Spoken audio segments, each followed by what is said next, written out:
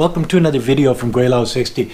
Today we're going to be talking about the CFO of Huawei Technologies was arrested in Vancouver on December the 1st, and I'm going to give you a Canadian's point of view, a conservative Canadian's point of view on what I think of this stupid move, really stupid move.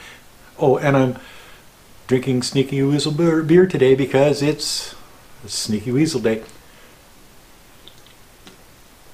Anyway, so the Canadian government took it upon themselves to arrest Meng Wanzhou. She's the chief financial officer for Huawei Technologies out of China.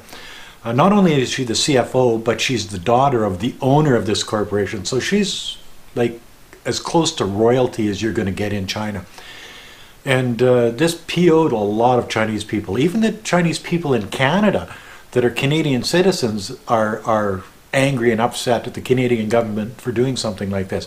Why did they arrest her? Well, there's a warrant out of New York City dealing with sanctions in Iran, and they say that she misled a bank dealing with Huawei Skycom, which is a company that Huawei sold in 2009, and the Republican Guard in Iran that owns Skycom now, moving American technology through these companies into Iran, and while there's a, what do you even call that?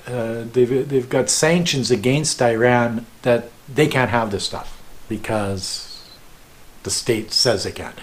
All right, so that's good. So they arrest Miss Meng in Vancouver on December 1st, and it took about a week and a half for her to get a bail hearing. So she's now out on bail in Vancouver. She's living in her $12 million house, one of her million-dollar houses, multi-million-dollar houses in Vancouver.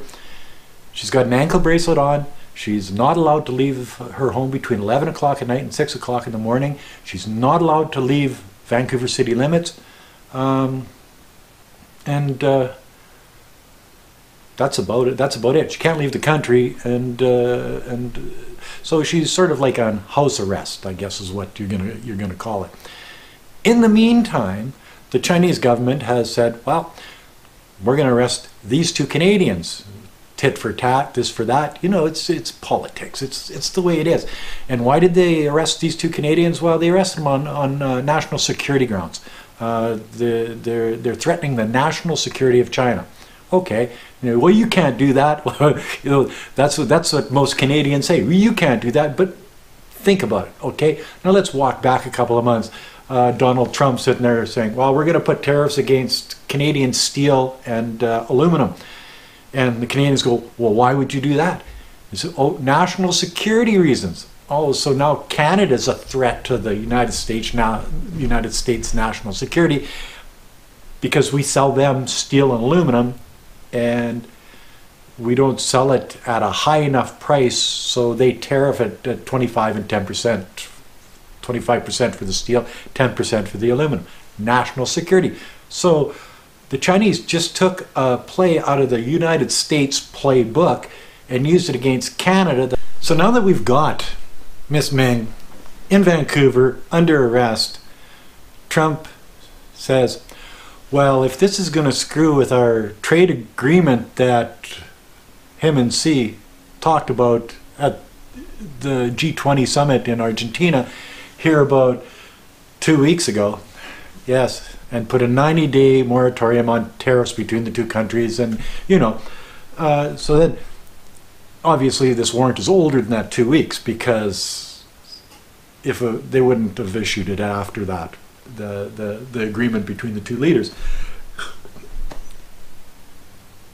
Why would Canada, knowing what was going on? Anyway, I regress, and I do that a lot.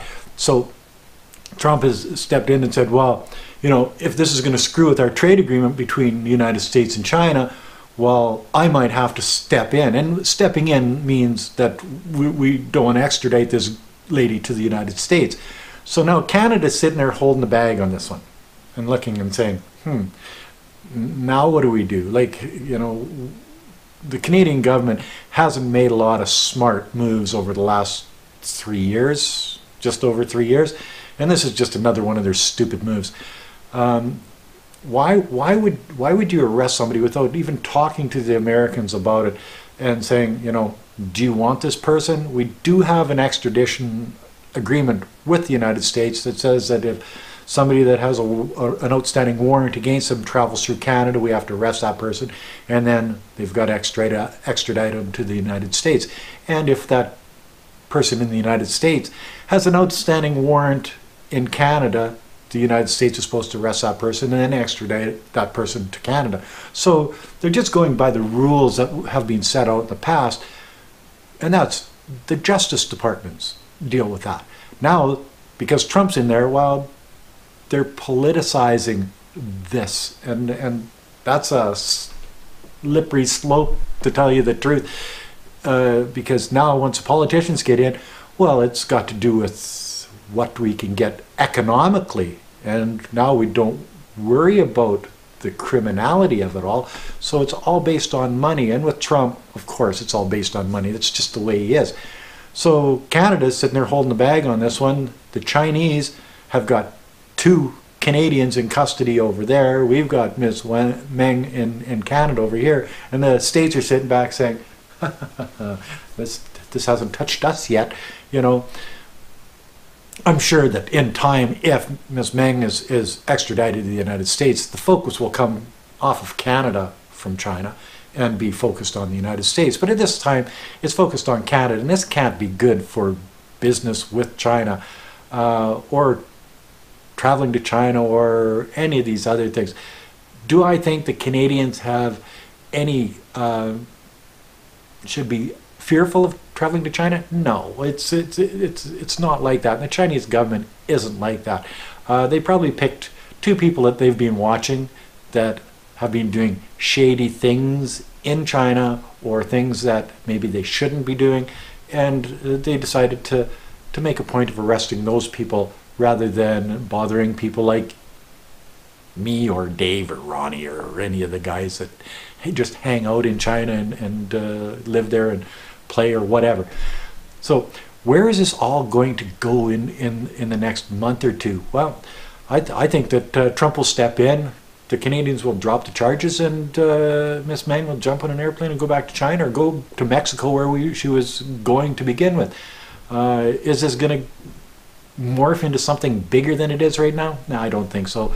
I think the Canadian judicial system has seen what the Americans want after Trump has said, this is going to screw with our trade agreement, so we're probably not going to go that direction. And the judge knows that, and I think that they'll find that they don't get an extradition warrant, if that's what it is, to extradite her to the United States, and all this will just blow over in the next couple of months. That said, if it doesn't, there may be sanctions against Canada, maybe not official sanctions, but it'll be harder to do business. It'll be harder for the businesses, the Canadian businesses in China. The Chinese businesses in Canada may be looked at a little bit differently from the Canadian government, and this just helps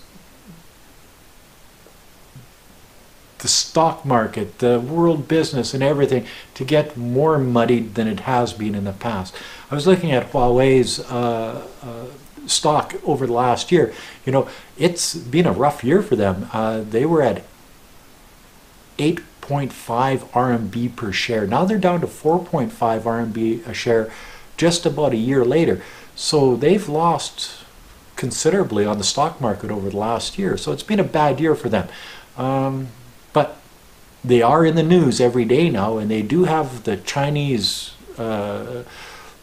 spirit or national spirit behind them, because every Chinese in the world is watching this and seeing what is going on. It's just another way to persecute the Chinese, and this is what I hear from people online. Oh yeah, this isn't the first time that the Canadian government has persecuted Chinese, and if anybody's watched my video on are the Chinese discriminated against, I go through each country and how they've treated Chinese in the past. And I think this is just more of the same.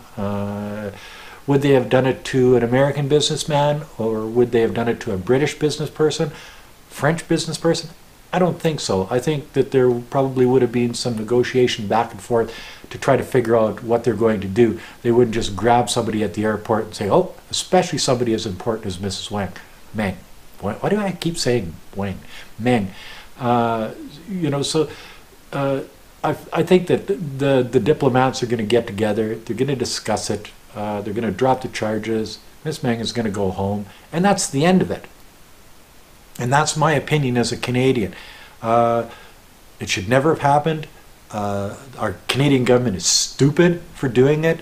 The Chinese government is probably just as dumb for doing that to the two Canadians that they've got in and it was a bad decision and they should let them go, as we should let Miss Meng go.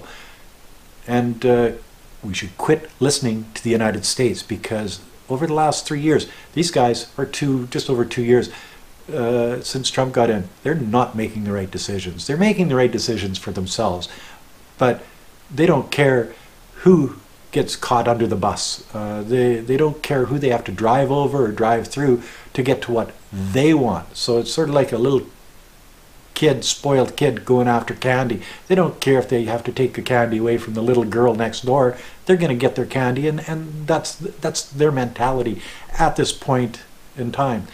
And I hope that China doesn't follow that mentality, because from what I've seen of Chinese and the Chinese life in China, sure, they've got their bad points, but they've got their good points too, and usually they don't deal with little petty things like this. And that's my opinion as a Canadian. And there's another video from Guilao 60. It's not as dark as the one I just previously put out. I thought I'd get that off my chest, and I thank all the people that gave such good comments and support, and thank you. Anyway, that's another video from Guilao 60. If you like this video, like, comment, subscribe, push that share button. Thanks for watching. Bye now.